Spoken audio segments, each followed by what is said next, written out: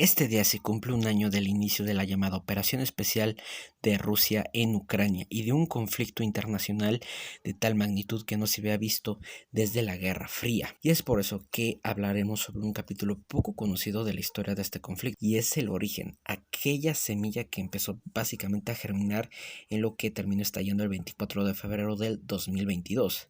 E incluso vamos a hablar de una culpable, que si alguien accionó el gatillo y sembró la semilla de esta guerra, esa fue nada más y nada menos que Victoria Nuland.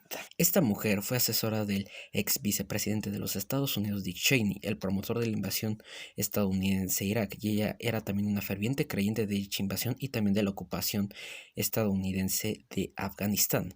Alrededor de 2013 y 2014 se desempeñó como secretaria de la Secretaría de Estado de los Estados Unidos en Europa y particularmente en Ucrania. En esos años 2012, 13 y 14, Ucrania era gobernada por Viktor Yanukovych, un presidente que se perfilaba a ser la gran esperanza de Ucrania. Muchos decían que este sería quien le hiciera despegar económicamente, pero dentro y fuera de Ucrania no era muy bien visto que Yanukovych era muy apegado a Rusia y al presidente Vladimir Putin, y lo que causó un enorme revuelo fue cuando Viktor Yanukovych eligió aceptar la oferta que le hizo el presidente Vladimir Putin de comprar bonos de deuda ucraniana a cambio de que Yanukovych eligiera unirse a la Unión Euroasiática en lugar de la Unión Europea. Esto terminó desencadenando un gran desacuerdo en la población ucraniana y haciendo estallar las protestas que fueron llamadas el Euromaidán.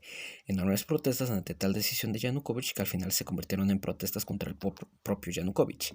En dichas protestas podemos ver a la secretaria Victoria Nuland repartiendo alimento y otros suplementos entre los manifestantes en contra del presidente ucraniano. En un punto de las protestas, Yanukovych cedió a algunas exigencias de los manifestantes e incluso aceptó que se adelantaran las elecciones presidenciales, pero al final Yanukovych terminó siendo derrocados por estas manifestaciones. Aquí les dejaré algunas fotos de Victoria Nuland apoyando a los manifestantes en Kiev. Unos días después, una llamada fue interceptada entre Victoria Nuland y el entonces embajador de Estados Unidos en Ucrania, Geoffrey Piat.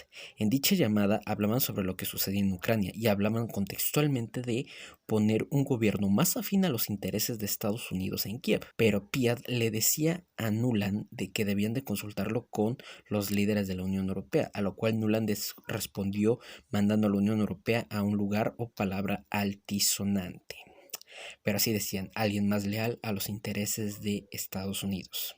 Básicamente el derrocamiento de Viktor Yanukovych fue esa semilla, eso que empezó a germinar y lo que ocasionó la toma de Crimea y el conflicto del Donbass. Sin esta caída, básicamente el detonante o la explosión que terminó ocurriendo el 24 de febrero del 2022 no se hubiera dado. Victoria Nuland actualmente se desempeña en la región de Centroamérica y recientemente se reunió con el presidente Nayib Bukele.